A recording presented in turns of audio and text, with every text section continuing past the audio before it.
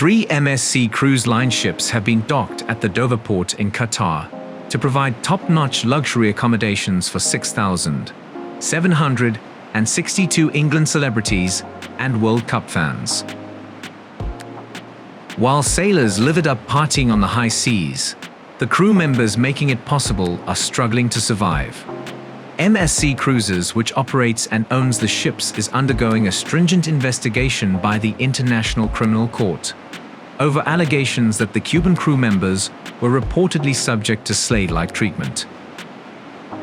These sensational allegations were unveiled by a Spain-based human rights group named the Prisoners Defenders, which has reportedly submitted proof of these allegations to the ICC, along with testimonies and other evidence from over 1,000 Cuban crew members on the treatment they receive while working aboard MSC Cruise Line ships, as well as in other industries all across the world.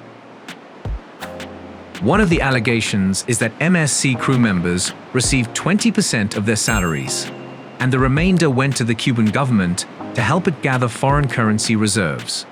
To make matters worse, it's reported that officials associated with MSC took away their passports.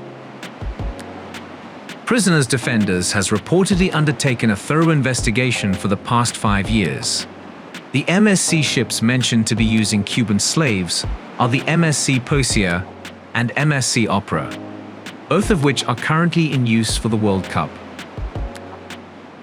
MSC crew members are required to work a minimum of 40 hours per week. As evidence, Prisoners Defenders pointed out the case of a former MSC crew member who reportedly paid $423 monthly, but the Cuban government only got $326. Another crew member had a base salary of $340, of which $271 went to the Cuban government. Further claims made during the examination were that some Filipino crew members on MSC ships also were subject to an 80% reduction in salaries that is believed to have been paid to private agents, and that they were treated in an exploitative manner, often carrying out the most menial activities below the deck. Javier Larundo, the director of Prisoners Defenders, raised a pertinent question when discussing with Mail Online. Why is a firm undergoing investigation by the ICC for human rights violations permitted to be present at the World Cup and even benefit from the event? He added that he is sure that most wealthy and high-profile individuals on board the ships and the ordinary fans do not know how MSC Cruise Line operates. The ICC has reportedly been presented with contracts offered to MSC Cuban crew members, reflecting that a maximum of 80% of their salaries have been slashed.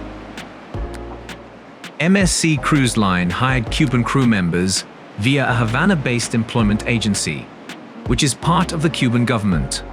They send thousands of Cubans all over the world to work across many industries.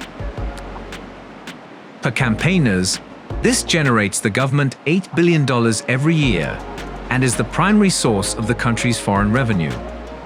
MSC declared that they no longer employ Cuban crew members. However, MSC did acknowledge that it did pay a proportion of wages to relevant Cuban authorities since it was part of a regulatory requirement.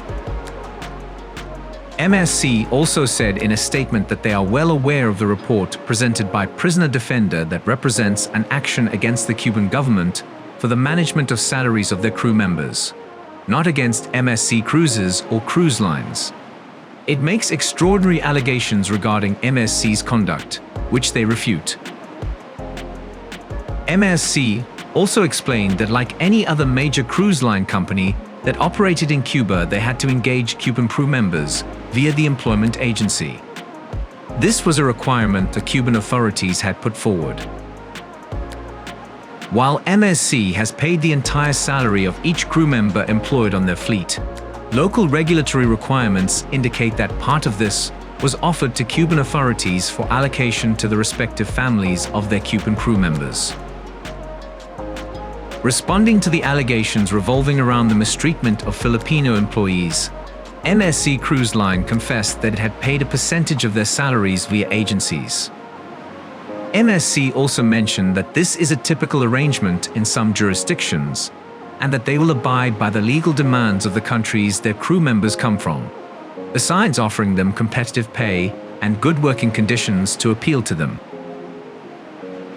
Thanks for watching Sailors 365. Subscribe today and stay up to date with the latest breaking news.